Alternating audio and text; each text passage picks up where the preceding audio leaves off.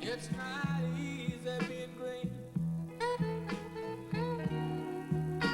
having to spend each day in the color of the leaves, when it could be nicer being red, yellow or gold, something much more colorful like that, like that. It's not easy being green. You see the blending with so many. Hello, I'm Tom Brown, your host for GreenTV. Sheila Provencher was a regular participant in Michiana Peace and Justice Coalition's weekly vigil at the Federal Building until she went to Iraq with Christian peacemaker teams. CPT is an ecumenical organization which places teams of trained peacemakers to work with local partners in situations of violent conflict around the world. In 2001, Sheila earned a Master of Divinity degree from University of Notre Dame. During her time as a graduate student, she developed and later presented workshops to educate youth ministers about the struggles of gay, lesbian, bisexual, and transsexual teens who face problems adjusting in the church. In the years before joining CPT, Sheila participated in a 28-day water-only fast for peace and nonviolence, traveled to pre-war Iraq with a Catholic delegation, and spoke out often to urge the U.S. to seek nonviolent solutions to the Iraq problem. Since summer 2003, Sheila has been a full-time member of CPT and has lived and worked in Iraq since December 2003. Highlights of her CPT work include monitoring the detainee system, accompanying families of detainees through the broad bureaucratic maze, and participating in CPT's Adopt a Detainee campaign. She helped develop and train the brand new Muslim peacemaker teams and has accompanied them in actions aimed at bringing Shia and Sunni Muslims together. Sheila lives in an ordinary neighborhood in Baghdad, a ministry of simple presence among neighbors. Here is part 2 of Sheila Provencher's talk, Come to the Table. Sitting around the table means sharing in suffering, and so I'll give you some specific examples of the suffering that we've encountered in the last year and a half in Iraq. This is a picture of Abu Ghraib. We've done a lot of work with detainees and their families. You probably know a lot about it just from watching the Abu Ghraib scandal develop, so I'll just move through this kind of quickly and show you some faces. This is Hania. She's holding a picture of her husband, Kamil, who's been detained now about 2 years, and those are her children around her. These are families waiting for visits at Abu Ghraib. Since the scandal, it's gotten a little better. It used to be 4 months between visits, and now it's as little as 2 weeks sometimes. But it's still very difficult for families to travel all the way to Abu Ghraib. It's a pretty dangerous area right now, the village of Abu Ghraib, and they have to sometimes stay in line all night in order to get a visit the next day. The way a lot of detentions happen is that the military in the area will receive some sort of a tip that an individual's involved in the violent resistance, and in the middle of the night the soldiers will go to that person's house and break in and divide the men and the women and probably detain all of the men. But house raids like that are very violent, and often the other residents of the house get injured. This is Aisha and her cousin who were injured in a house raid. And then her brother, who was detained, was released 2 weeks later, innocent. You read in the media a lot that most of the detainees are Sunnah, and that's probably, at this point, that's probably true. I think the military is mostly focusing on Sunnah villages, but this young man here, Haider, is from Karbala, which is a Shia city, and he's been detained about 1.5 years now. That was his family that we interviewed. Then there's a number of people who just disappeared. Most disappeared in April 2003, and they probably died in the fighting. But some have disappeared since then, and there's no system to track them or to provide, there's no missing persons center. This is Aras and his sister, Nubras. He disappeared in April 2003, and I really think he's probably dead. But because there's no documentation, the families can't let go and move on, and they're convinced that he's alive and held outside Iraq. So they're still, 2 years later, advocating for more information about the disappeared. This is Saber and his mother Hala. I knew him last summer. He was caught in crossfire, and I don't know if you can see from there, he's got an external fixator holding his bone together. And the medical system in Iraq was very advanced at the end of the 80s. But after the Gulf War and then the sanctions, it's really suffered since then. And so they don't have the capability to take care of this. He's got to get outside the country and get that fixator removed. And I honestly don't know if he ever got his treatment outside the country. We were trying to help him get that. Then I left last fall, and when I returned, they lost touch with the family because they don't have a phone. This is Dr. Hamid. We also tried to help him get compensation. He founded a college in Bakuba, but one day some insurgents ran into the college seeking cover and then ran out the back about 20 minutes later, but the military still bombed the college. I've since learned that he did get approved for $1 million to rebuild his college, but then it got held up in red tape and he never got it. So I know that people do get compensation, but I think most don't because I've never known someone who has, and we've taken a lot of requests. This is Aya, one of the girls in the family that I lived with, and her friend Noor.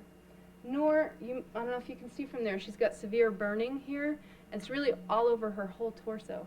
Thank you. I could tell that I needed that. She was 18 months old during the first Gulf War, and there was an explosion and she got severely burned, and now is hoping that she can get plastic surgery just to make her feel whole again. I've written a reflection about her. I changed her name. In the reflections I sent out, I called her Amal, so you might have read about her by now. I'd like to talk a little bit as well about the suffering of soldiers because it's immense. And we do try to talk to soldiers as much as possible. I think it's important to say that although I'm a pacifist and my organization does not believe that the use of force ever solves conflicts, we were founded on this principle. People who want to work for peace must be as willing to risk their lives as soldiers are in war. And so it's really founded on a respect for the willingness that soldiers have to sacrifice and families of soldiers have to sacrifice. So while we disagree with the use of force, we do respect that willingness and try to emulate it. This is Vicky Gambara. She actually graduated from Notre Dame, I think in '95, and I met her outside Balad. Another woman soldier that I've mentioned before in talks is named Master Sergeant Kent. And I remember her in particular because she had a little boy, 4 years old, that she would talk to on the phone. And she told me that he would say, "Mommy, are you all done killing the bad guys yet? And will you come home and tuck me in?" And she told me that it was just getting to be too difficult, and she was going to leave the Army when her term finished last October. So I really hope that she managed to do that. This is another soldier who was patrolling in our neighborhood. And one more story. I think it's tempting sometimes for people in the peace movement to look at soldiers as the enemy. And so we're particularly called to come to the table with people in the military and listen to their experience. Well, one day, there was a patrol outside our apartment, and I knew, so I should go out and talk to them. But number one, I was kind of scared, because if I'm seen talking to soldiers, people might think I'm part of the occupation, and it could make me more of a target. And on the other hand, I'm always a little bit scared, because I don't know how they'll react. They're under a lot of stress. And some have said things to me like, "Well, I hope you're not working against us." and things like that. So I was operating out of fear. But I went out and talked to this young guy whose name was Corporal Jeff Ellison from California. And I found out where he was from and his name and everything. And then he said, "And what are you doing here, ma'am?" Because here I'm this American standing on the sidewalk. What am I doing there? And I just said something like, well, Christian peacemaker teams, nonviolent alternatives to conflict, blah, blah, blah, blah. And he just went like this. That sounds better than what we're doing. Because he said, you know, I didn't want to come here, but they made me come. And I'm not a pacifist, but this is not what we're about. And so there are, I'm not saying this of all soldiers, but there are a number of young men and women there who are actually disagreeing with what they're having to do and would rather do it a different way. And that psychological difficulty, coupled with the trauma, I can't even imagine how many soldiers are coming back deeply wounded. But I can tell you that I checked the internet about 4 days ago, and 12,855 had been physically wounded. And as of last week, it's more now, 1,706 had been killed. So that's an immense suffering, and I think we're all called to help heal that and help heal the people who've suffered war and help them when they come home. Okay, still around the table, trust and openness.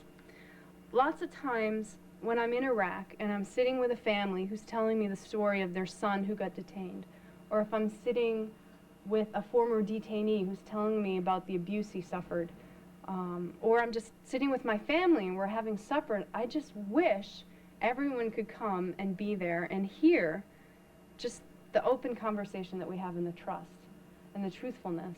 Because I don't have a lot of power in Iraq. I am a foreigner, but I don't have power and I don't have weapons. And so people trust me more easily. And I always wish that the soldiers could come in civilian clothes and just be there. So I'm going to do my best to sort of take you into those places now.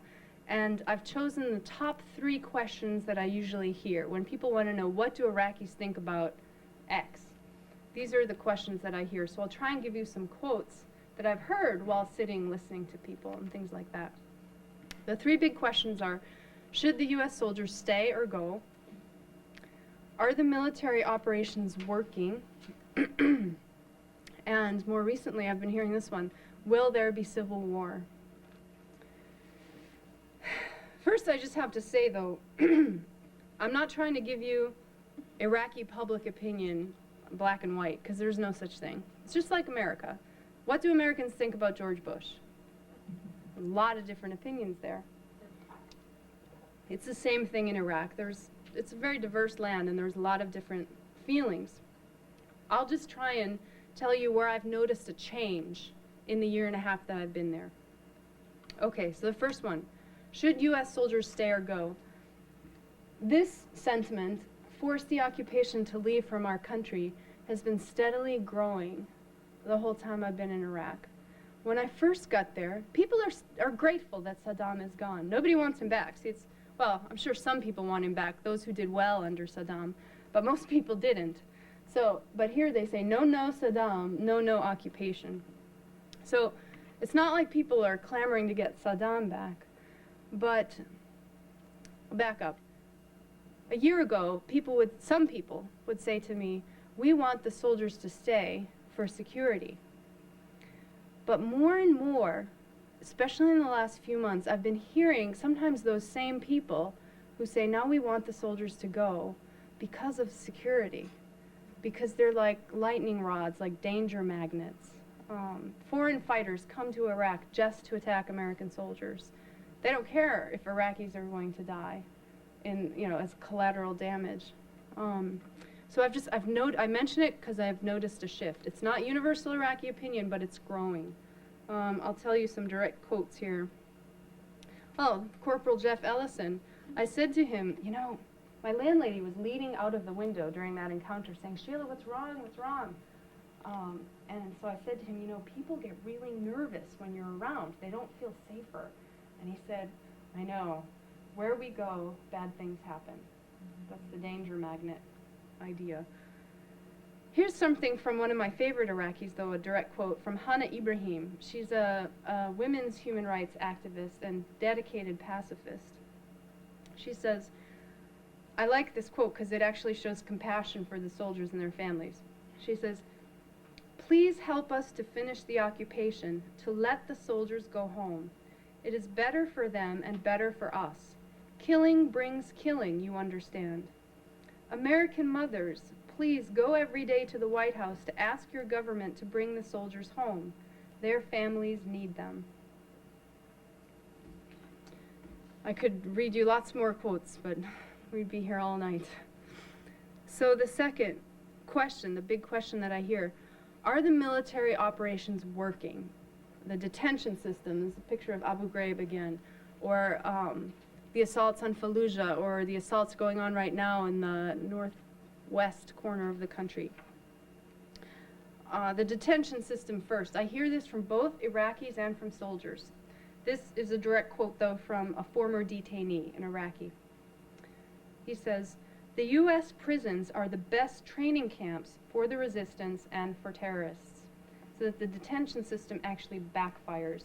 A mother said, I have the direct quote somewhere else, but an Iraqi mother said to me, I'm so frightened for my son that he's in there with some terrorists.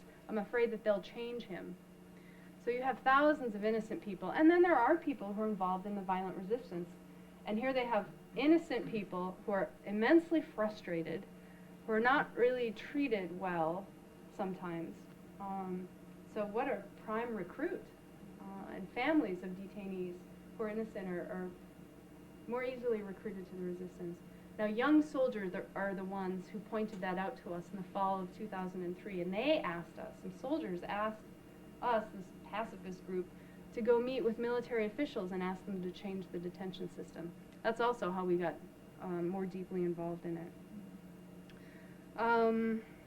My friend Hind, this is about, I don't know if I have a picture. Okay, I don't have a picture of Fallujah assaults, but about the use of force to try to quell the resistance.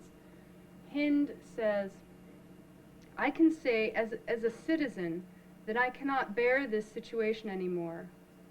Before we had one Saddam, but now it's as if we have 1,000 Saddams. Because it seems that the violence is just feeding on itself. I haven't seen a lessening in the suicide bombs or in the attacks on police stations like there just was yesterday. That it just seems to be feeding off itself, and it's the innocent civilians like Hind who are afraid to cross the city. Who, she says, I feel that I have lost my young adulthood, I've lost my education.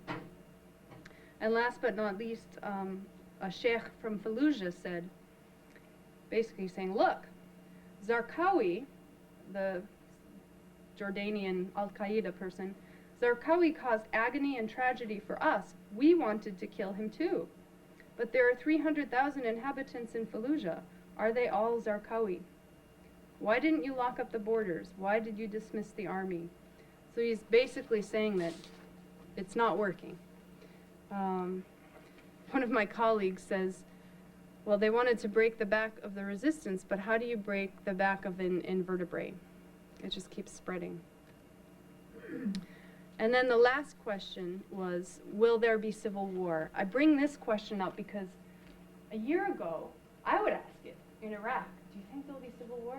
And Iraqis would always say, no, we're like brothers, we love each other, there will never be civil war here. They said that even after I was present at one of the first suicide bombings of a Shia shrine in Baghdad, Kazimiya, February 3rd, I think, 2004. And the next day, the Shia shrine and the Sunnah mosque across the river had a simultaneous march. They marched over the bridge and over the river and met in the middle and prayed for peace. So that was the response then. But now, a year later, when I talk to Iraqis, they say, I'm afraid of civil war. And honestly, I am too. I'm very afraid of civil war. There's a new ingredient as to why, and I don't read about it in the media, so that's why I'll try to describe what's going on. These people have all, either they or their families have experienced torture or mistreatment of some kind at the hands of the new security forces, the Iraqi police and the Iraqi National Guard, who are trained by the U.S. and are getting trained right now by the U.S. military. The reason this is fostering and increasing the likelihood of civil war is because the huge majority of the security forces are Shia or Kurdish. So they suffered a lot under Saddam. And for some of them now, it's payback time. Now they have the guns and they have the power. And they're sent to patrol in places like Fallujah, which is all Sunni. And so that it's a natural imbalance there along ethnic lines, sectarian lines. And then because they were trained by U.S. military, who are technically occupying the country now, it just increases the tension. Now the Iraqi police and Iraqi National Guard are seen as allied with a foreign power. And throw in the sectarian divisions into the mix, and it just deepens the tension and increases the chance for civil war. So I just came up with this last week, but it was clear in my head. People say to me, well, but if the troops leave, there could be civil war. Now, I'm not a foreign analyst or anything like that, but I think about that now. I think, well, if the soldiers leave, there might be civil war. It's not going to solve it, having the soldiers leave. But I really am starting to feel, if they stay, there will be civil war. That's kind of, now again, I'm not a foreign policy or international affairs expert, but that's how it feels from living in the country. The tensions are just getting worse. So those are, let me give you some quotes. This was supposed to be, I was telling you what Iraqis say to me. So here's what they say. This is a human rights activist named Iman, another woman human rights activist. She says, I am afraid for civil war. The Iraqi National Guard and Iraqi police take brutal measures. Then there are revenge attacks, and then more brutality. So it's just feeding off itself. Iman is a Sunni who's very involved with the Muslim Scholars Board, which is a very powerful Sunni body, and she's trying to convince them to issue conciliatory statements to Shia leaders to try and keep the tension down. So she's really working. And then a sheikh in Fallujah, this one up here on the right, who welcomed us, he says, in Fallujah, many Iraqi National Guard are uneducated and carry baggage against the Sunni. Some are good.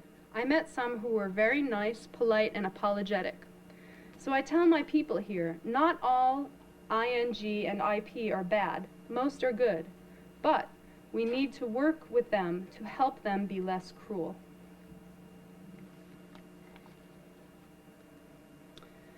So I just sort of went through a lightning tour of a lot of suffering. But I promise that coming around the table produces creative alternatives. So what are some of the creative alternatives happening right now in Iraq? Again, I'll bring up one of my heroes, Hana Ibrahim. I think I talk about her every time I do this. I don't think I've ever had a picture before. This is Hana and her organization. The banner in the back, a peace banner, says La Salam Badun Adala, which means no peace without justice. And I'll read you one of my favorite recent quotes of Hana's, which expresses how she really has a universal vision. She's not just saying, okay, soldiers, get out, go home. She says, we also have to work here in Iraq to change the picture, to teach people that Americans are not just soldiers. It is a problem that now some of our young sons feel that they hate everything that comes from America. I dream that we could begin exchange programs, visits, to bring ordinary people together. I dream that we could also do coordinated actions. We will hold a demonstration here in Iraq, and you could hold one in the United States. She gave me permission to share her email address, by the way, so if you're seriously interested in doing things like that, let me know and I'll give it to you. Other human rights groups have really grown up after April 2003. It was one of the good things that happened. These are all examples of demonstrations for human rights for detainees. You'll recognize Aras's picture. That's his mother holding his picture. And this is I don't know if you can see, that's Kamal's picture, who I met his wife way out in a village, but we had his picture in Baghdad. So these are all detainee related. But the group in the upper right there is Iraqi Human Rights Watch Karbala, and they're a fascinating group. Last August, when Najaf was sort of exploding, and I don't know if you remember, but we were all afraid that the Marines might attack the shrine. And if they had, I don't know what would have happened. It would have been a disastrous reaction. But this little group of people got together 1,000 people and marched from Karbala to Najaf. The distance is about, say, between here and, gosh, Cassopolis, Michigan, about that. Well, they were stopped by the Marines at the border. They couldn't get in. But the next week, Sayed Sistani, who's a big Shia leader, called a march, and 8,000 people went. And they got in to the shrine, and it really helped to quell the violence. And I tell Iraqi Human Rights Watch Karbala, I said, Sistani got the idea from you. I mean, this little group of people started it. It worked for him because he's a big influential figure. Okay, and last but not least, Muslim peacemaker teams. It's a very new organization. This picture is from the training. The woman in the hijab is actually Peggy Gish from Ohio.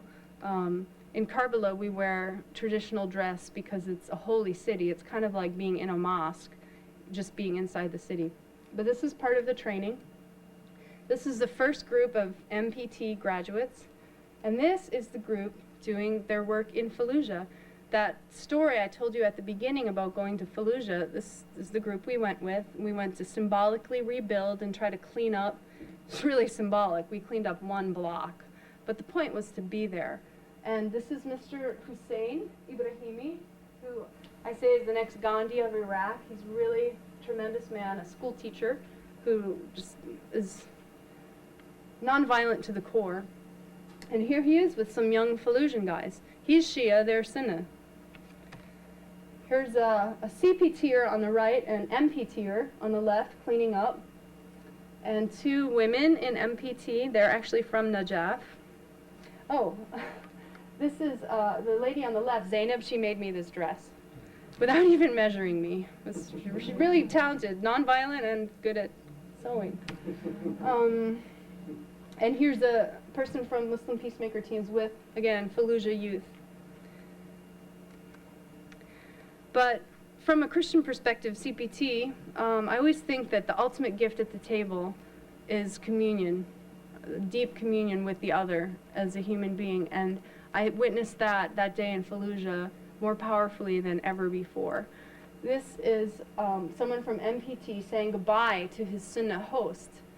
And it's very beautiful in Iraq. Men can be very affectionate with each other, kind of more than they can here. They kiss each other on the cheek, they embrace.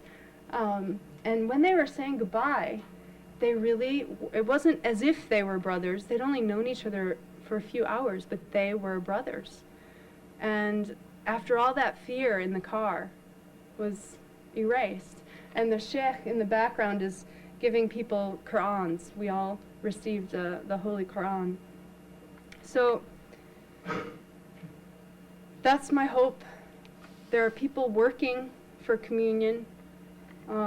And I really believe that the good news about this come to the table idea, God spreads the table before me in the presence of my enemies, is that the opportunities are really infinite.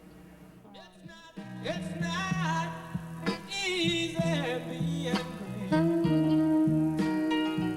You see the blending with so many ordinary everyday. People tend to pass you by because you're not standing in it. Sparkles in the water, stars in the sky.